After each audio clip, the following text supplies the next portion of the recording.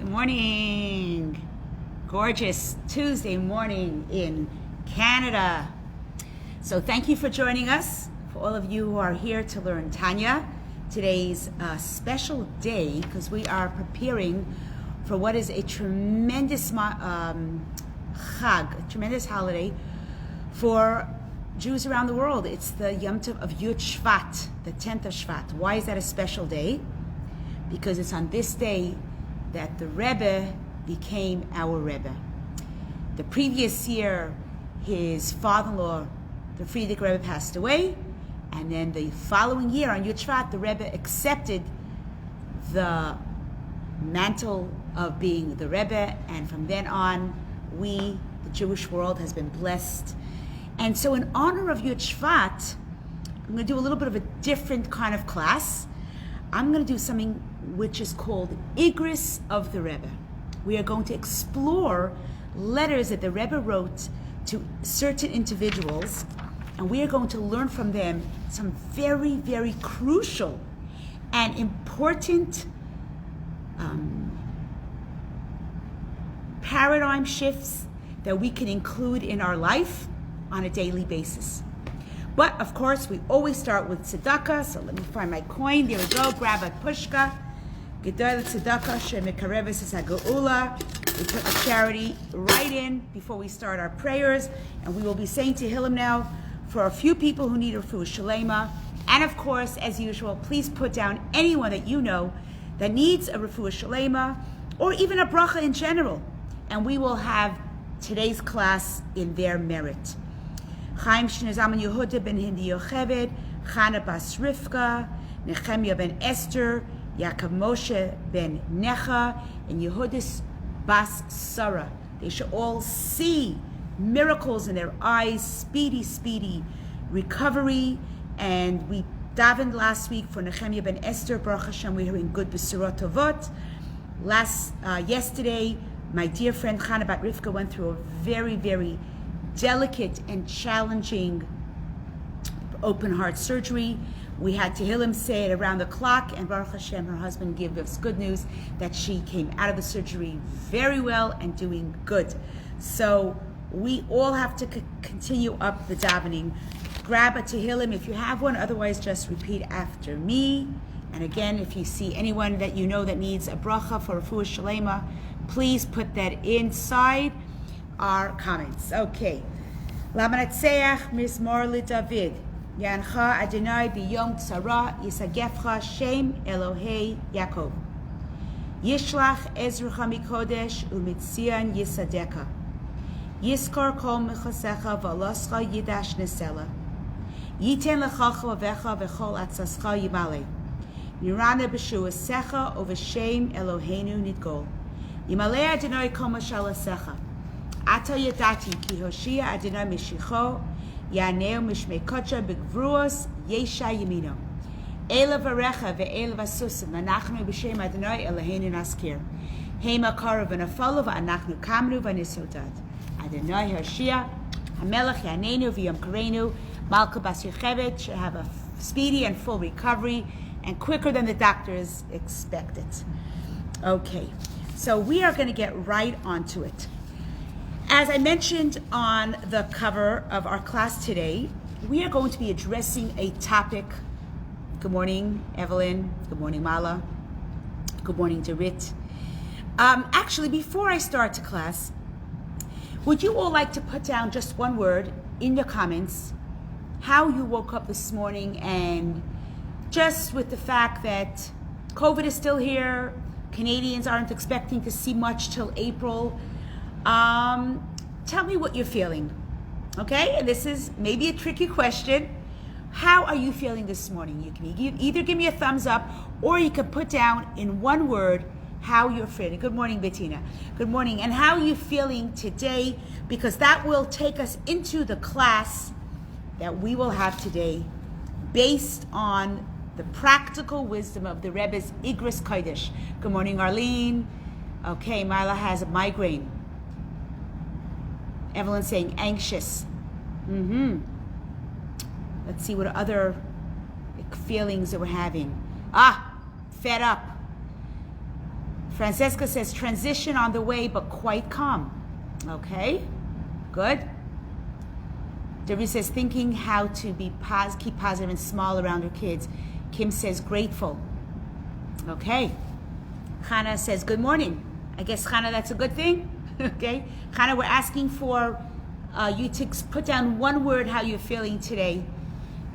Frustrated. I hear frustration. Okay. I think that's resembles a lot of people today. We have another frustrated. Wondering what to Zoom today. Tired in a different way. Okay, Arlene. Well, you're on the right spot. We're going to Zoom together and give each other chayas, give each other motivation, give each other inspiration. That's what our Facebook Live tries to accomplish.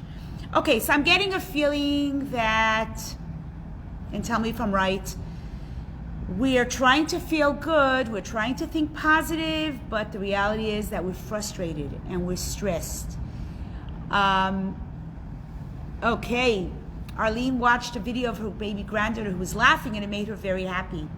That's wonderful, Arlene. And I hope Arlene Esther's on. Give me a thumbs up if you were able to get Esther to join the class today. So we're really getting the whole gamut of the human condition, really. Corinne's feeling impatient.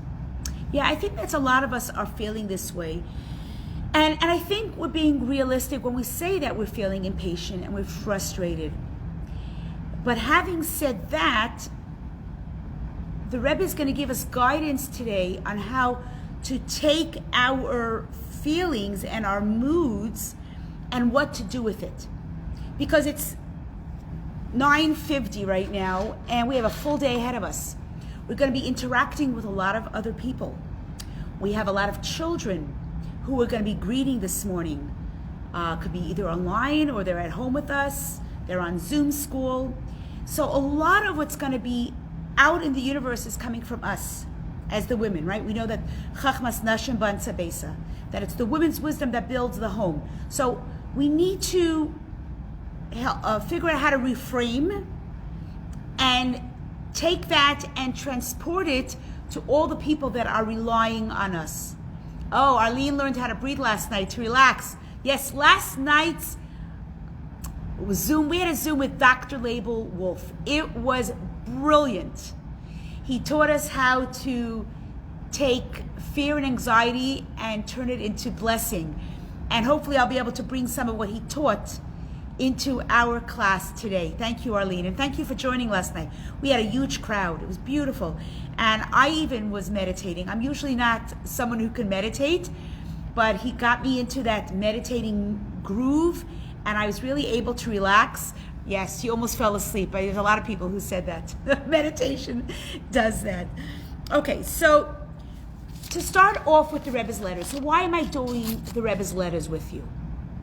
Many of you know that whenever I get to a bump in my life or anyone that's close to me or part of my community, perhaps my worldwide community, whenever I feel we're about to encounter a bump, I always say, let's write a letter to the Rebbe. And the Rebbe will find a way to answer us. And we know that that is true because there have been millions of people that have received answers from the Rebbe, and it's been a guiding light. But I want to teach you a different approach today in life. Anybody has ever heard the word the Rebbe's Igrot or the Rebbe's Igrot? It's spelled in English I-G-R-O-T. Give me a thumbs up if you ever heard that. Good morning, Karen. The Rebbe's Igrot.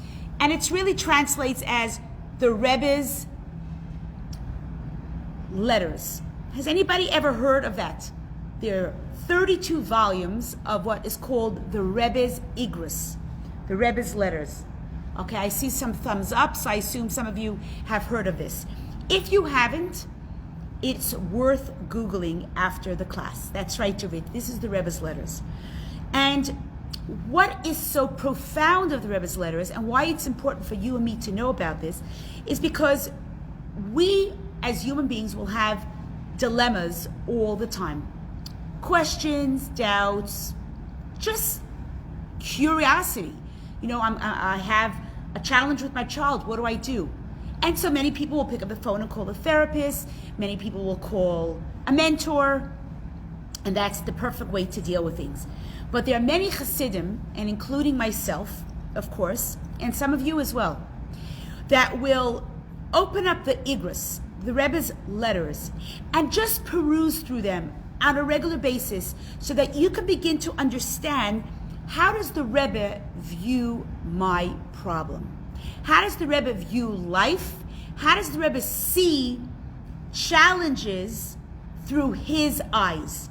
And when we can learn to be able to view our life through the eyes of a Rebbe who is able to see things maybe more revealed than us, right? We are limited because we are Beinoni wannabes, right? We're struggling with the here and now. A tzaddik has that ability to see beyond. And so when we can start seeing things through the eyes of a tzaddik, it gives us a push and it gives us an opportunity to reframe. And why that's important is what we're going to learn about today. So we're going to address a problem and a challenge that human beings have. And it's called when life isn't perfect. Can anybody on the class today identify with that phrase? When life isn't perfect. I'm just curious what the clientele that we're teaching today and that we're learning with, is your life perfect? Or do we sometimes have that trajectory where life isn't perfect? Give me a thumbs up if you resonate with this. Good morning, Shelley. Okay, Arlene says, yeah, she understands. Corinne says, it's never perfect. Okay. Anybody else have something they'd like to add? Daniel Fagan. Oh, I think Carol's trying to tag friends. Okay. So, good morning, Carol. So, we're going to get into the mindset of how the Rebbe addresses when life isn't perfect. Because life comes with challenges, the ups and downs, which can undermine our joy, our enthusiasm, and sometimes our resolve. So we're going to probe into 2 letters of the Rebbe specifically, which are going to offer us profound guidance on how to turn obstacles into opportunities. So not only how to get over the bump, but how to take those opportunities and make them our new trajectory to discover meaning, growth, and replace them with true life success, okay? So the goal of this class today, and I hope you're going to help me understand this, because I always love your feedback. That's why I love this Tuesday morning class. I feel like we're learning together. And I think in the COVID era, I think we figured out a way that we're not just talking to a one-dimensional Zoom, but this is really a live class. And I love that you're there. Good morning, Deborah. Okay, so the goal of this workshop is to explore and to elaborate on the proper spiritual mindset that you and I should have as a Jewish woman. And while developing such a mindset is extremely important, I want to make one caveat. It doesn't ever replace the fact that sometimes we need help and intervention. We need to go see a doctor. Listen, when someone has an operation, they don't just call the Rebbe to get a bracha. They call the Rebbe to get the bracha and then they go to a doctor. Because Judaism, because we are a dual human, we have a nefesh elokis and nefesh bahamis, right? You know what that is. Give me a thumbs up if you remember. Because we have a godly soul and an animal soul, we have to nurture both. We have to nurture our godly soul, which means we write to the Rebbe, we daven, we say Tehillim, we give tzedakah, and then we go to a doctor and get the best help we can from the doctor. And the same thing is with therapists, psychiatrists, psychologists, psychotherapists, mentors, coaches. They're all there to help us. But my appreciation is that we write a letter, we read the Rebbe's letters first, and then from there, we go off and get the medical help that we need. Okay? Because developing the right mindset is crucial before we go to these medical experts. Why? Because I have a friend who had to have a very, very dangerous surgery many, many months ago, and she was very, very negative. And the doctors kept saying to her, if you're so negative, you stand a very a smaller chance of recovering, because part of healing is being positive. And we had to really work with her. We gave her letters from the Rebbe. We gave her the Rebbe's dollar. We said Shema with her. We sent her to the hospital with a Tehillim and a picture of the Rebbe. And that, being able to be surrounded with positivity, helped her to cure. And she did great. And of course she did great because her doctors were amazing, but also because she came in with a positive. And I see Deborah over here. Good morning, Deborah. But Deborah is a psychologist who really believes in mindfulness. And Deborah, I believe that you will probably strongly appreciate what I'm saying, that the mindset of a person is so crucial before we get on with our day. You know, you have to pay a bill and you're worried about paying the bill. You have to go out to work. But you can also give tzedakah and daven so that you'll have more success in your work. So you understand what I'm saying? Give me a thumbs up if you're getting it. That we have to nurture both sides as Jews. We must identify with the Nefesh Elokis, and we must identify with the Nefesh HaBahamit. You know, it reminds me of, unfortunately, a family in our community. Their son was, Rahman al-Litzlan, so tragic. I even crying saying this story. He was involved with the Seventh-day Adventists. And they don't believe with the whole idea of going to hospitals and blood transfusions. He was on a ski mobile, and he went straight into a tree. And unfortunately, he needed to get a tremendous amount of blood. And these Seventh-day Adventists, like jerks, okay? And I'm saying it out there publicly, pathetic people, they would not allow him to have blood transfusion. Why? Because their belief is, if it's meant to be, it's meant to be. If you were in an accident, it means you're supposed to die. That's not what Judaism or normal religions believe. We believe that things happen and we have to go out there and get all the help we can get. Physical health, spiritual health, psychological health. Hashem gave us so many avenues to receive the help. It's nonsense to believe that a person's sick and you say, well, I'm not going to go get help because it's meant to be. What's meant to be is that you have to go get help and daven and get your families and friends to do more mitzvahs in your honor and change the world for better. That is how we heal. So thank you, Sancha. My Hebrew birthday is tonight. Thank you so much. Okay, so good morning. So many of you are joining us. Welcome, Marilyn. Welcome. I see Allison. Athena's on. Deborah agrees. Great. Freya, good morning. Oh, the witnesses. Yes, the witnesses. Thank you, Freya, for correcting that. Not Seventh Day. Thank you. The witness, Jehovah Witnesses. So they do not believe, am I right, Freya? They don't believe in blood transfusions, and as a result, this young Jewish man bled to death. So sad. But Judaism doesn't believe in that, and that is why we believe in getting all the help that we need. Because remember, a doctor is a shliach from Hashem.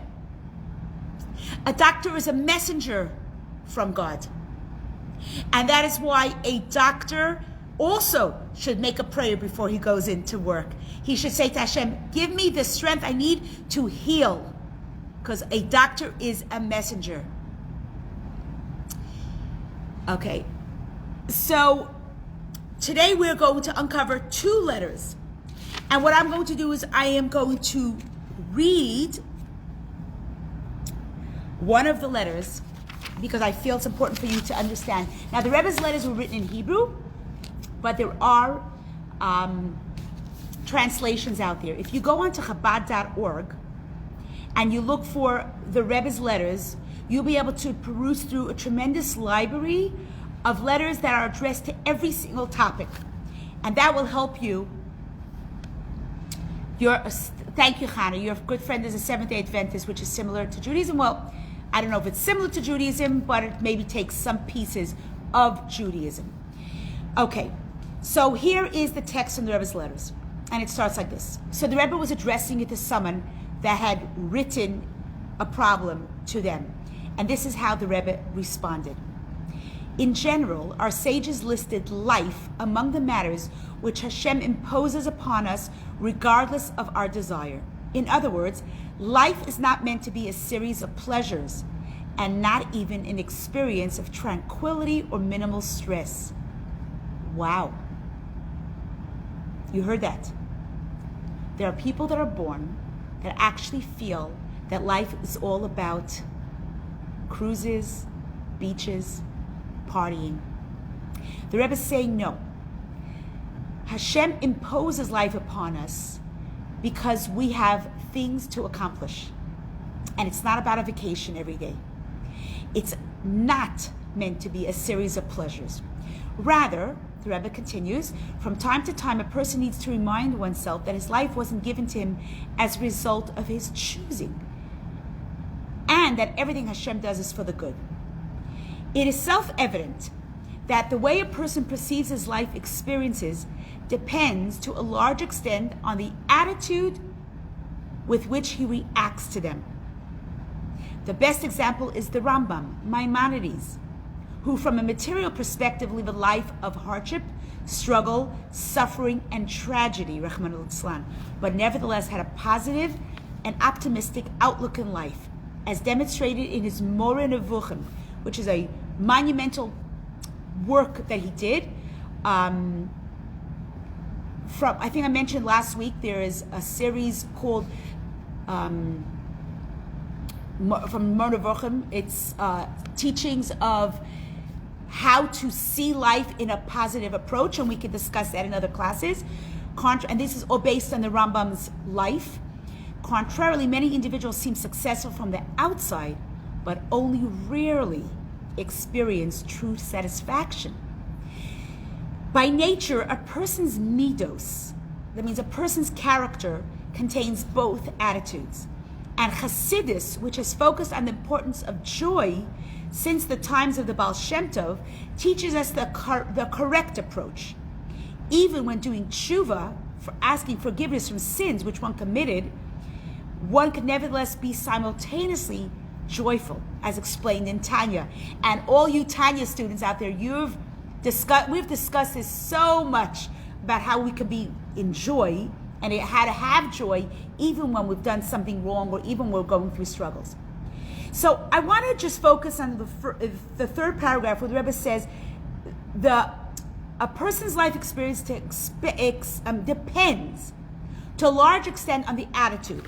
And with permission from a very dear friend of mine who sometimes watches this class, and I will not mention her name because I'm not sure she wants me to, she went through a bout of cancer a few years ago, a mother of young children, and she's a brilliant woman, a very accomplished woman, and a very positive woman. And she had been coming to the shul, and we've been discussing the idea of Trachut V'Tzayngut, and she knew so much about Hashem and the approach, etc. When she finished with her cancer treatments, she wrote this letter. Dear family and friends, yesterday I had my port removed, symbolizing the end of a very long journey that started 11 months ago. While I have lost so much physically, the gains that I have made mentally and spiritually have been tremendous. I would like to share with you the top 10 things that I have learned and hope they will act as inspiration to you. I am going to read number 2. It's all about your attitude, which you control. The way in which we approach each day influences the type of day that we will experience. When you wake up and decide to have a good day, you will have one. Because no matter what curveball the day will throw you, by making the decision to be positive, you will not get out of the ballpark. A wonderful Rebbitzin told me, Trachut V'Tzayngut, think positive thoughts and positive things will happen. Not once through my journey did I ever believe that I was not going to win this battle. Imagine. Every day of my journey, I stayed positive, despite the pain, the nausea, the exhaustion, and those dark moments when I wondered whether I would have the strength to push forward. I truly believe that my attitude, which created such mental strength, is the reason why I won this battle. Life is about choices. You can choose to be happy or sad, but the power resides in you to choose the attitude that you face life with. This is absolutely in total correlation with how the Rebbe is addressing this letter. And then the Rebbe continues, this is especially relevant in matters beyond your control. Torah's Chassidus, which is the Chassidic philosophy, teaches us that to look for the positive or redeeming elements, even from a material perspective, and this outlook drastically reduces any negative emotions, bitterness, and of course, any depression that might result from these experiences. And then the Rebbe says, look at chapter 26, which, hey, we know chapter 26. Put down in comments if you remember what chapter 26 was about. It was all about sadness versus bitterness. Remember, we learned the difference, that you can be sad, but if it gets you into depression, that's a no-no.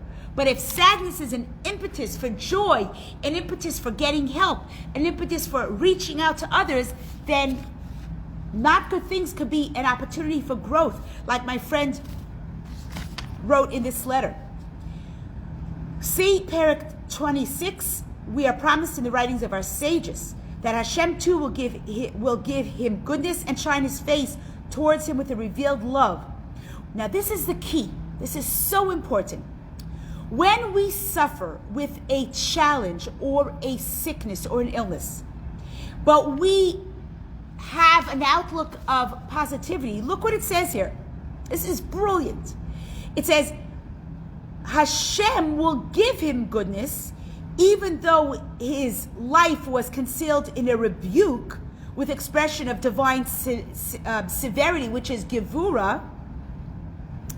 But because the person has positivity, what happens? Hashem mirrors that positivity and sweetens it, and the decree will be nullified forever. Wow! Do you see what I see? Are you hearing what I'm hearing? That we could be having a challenge, something that's very clearly it's a problem. But when we choose to look at it with Trachgut and Zaygut, that Hashem looks down and says, whoa, this person has changed their perspective. I might need to give that perspective to them. I'm going to give chesed instead of gevura. I'm going to bring kindness instead of severity. And we know what that is because we learned that. That's one of the 10 sfirot. And then we are able to bring that gevura, chase it away, and bring in chesed. Denise says, watch a TED Talk from Eddie Jaku, Jaku, Jaku, a Holocaust survivor's blueprint for happiness. And I'm sure, Denise, his blueprint resembles exactly what the Rebbe is saying here in his letter. Brilliant, and I will watch that TED Talk. I love watching such positive talks. Thank you, Denise, for sharing that with all of us. Okay. The Rebbe says like this, not only can attitude reduce negative feelings, it causes the hidden positive to come out into the open, such that the outward negative disappears and only the clearly positive remains. The point isn't to feel guilty if we don't feel positive, and certainly not to make others feel guilty in their struggles. Rather, the point is to utilize Torah and its guidance to find solace, improve our emotional state, and even transform the situation itself. Now, I want to reflect a little bit on the Rebbe's letter. It's interesting that the Rebbe prefaces the entire letter with the concept that life is imposed on us regardless of our desire.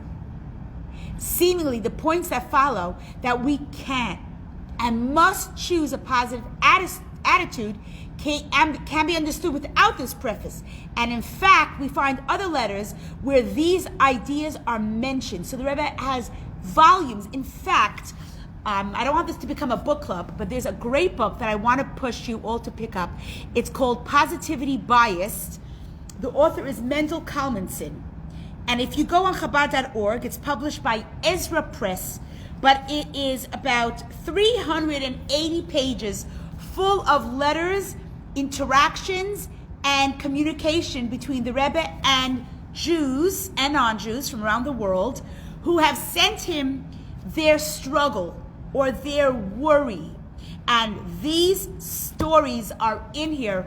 It's a book that you want to read on Shabbat when you've put your phone away and you're not involved with anything from, Facebook or any other social media. This book has great stories that's going to actually give you life, give you a change of perspective, give you a paradigm shift. I promise you.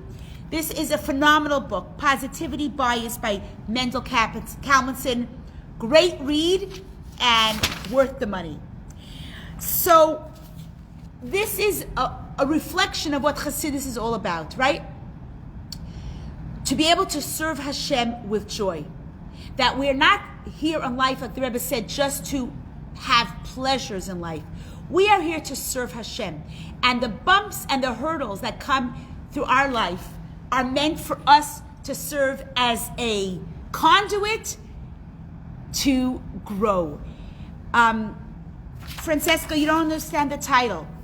It says Positivity Biased.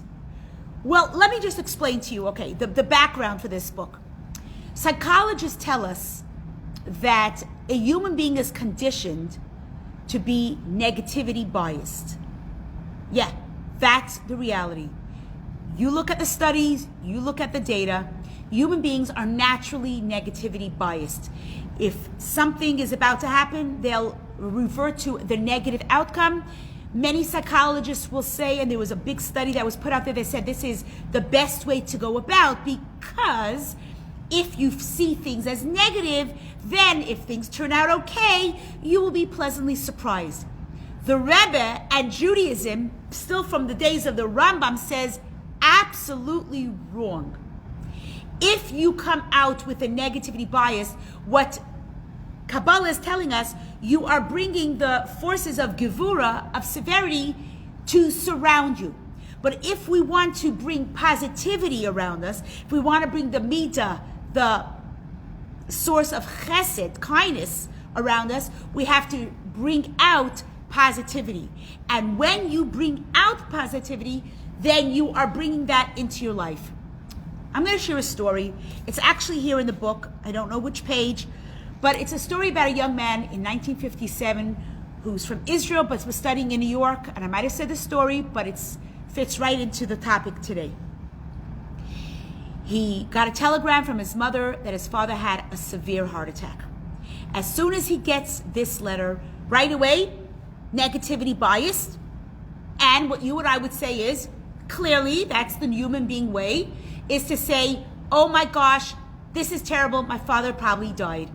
Or he's probably very, very sick, right? That's the way you think. So this man, being that he was a student of the Rebbe, wrote a letter to the Rebbe and said, my father had a heart attack, what should I think? Because by the time he will get in touch with his mother, his father already could be dead. The Rebbe sent him back a letter with these words in big, shocking. In other words, the Rebbe says, what do you mean your father could be dead? How could you be so negativity biased? See, the Rebbe already in 1957 was trying to transform Jewish people's minds, human beings. I know I keep saying Jewish people, but the Rebbe was a leader for the world. And the Rebbe said to him, you have to think good. Okay? He finally got in touch with his mother after Shabbos, and he hears from his mother, his father is recuperating and doing great. So he asks his mother on the long distance call in 1957, he goes, Mom, Ima, when did Abba start becoming better? When did his change in his health?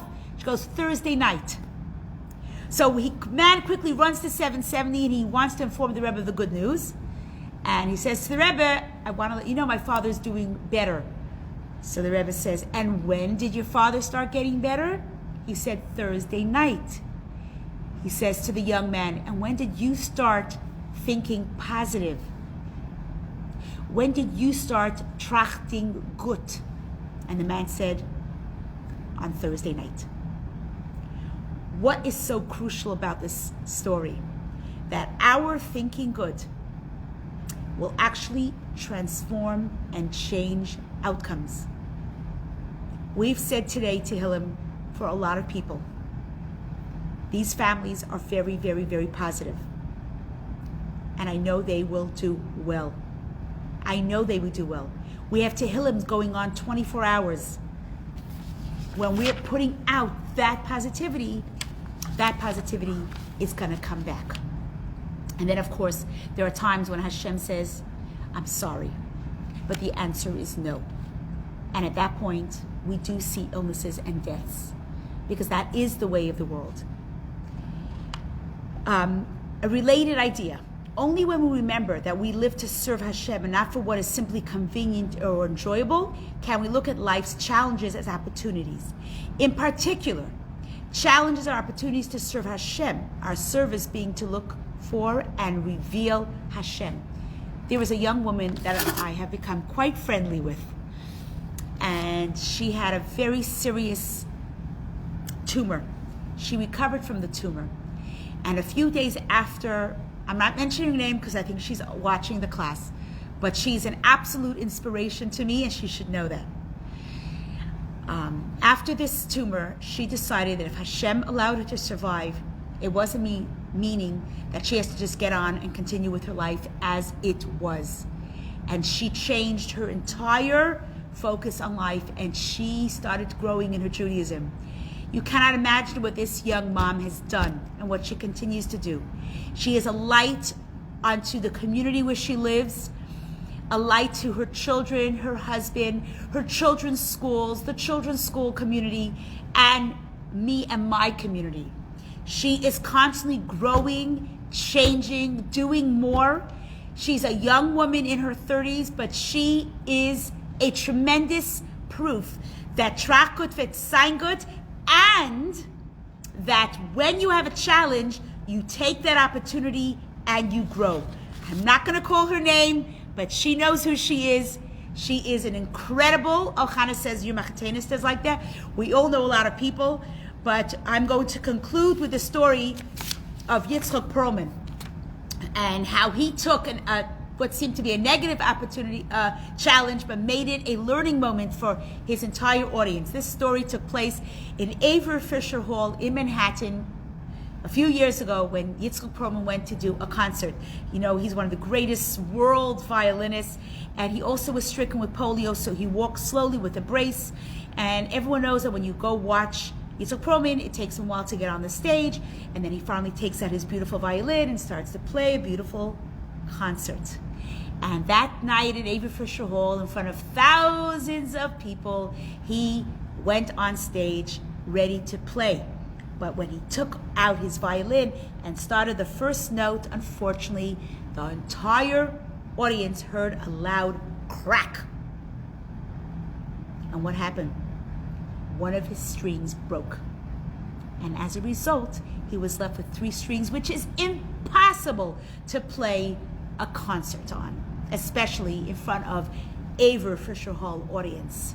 So the whole audience went, because now he was going to have to get back up and walk slowly with his brace across the hall and get another violin, and everybody was like just not anticipating that.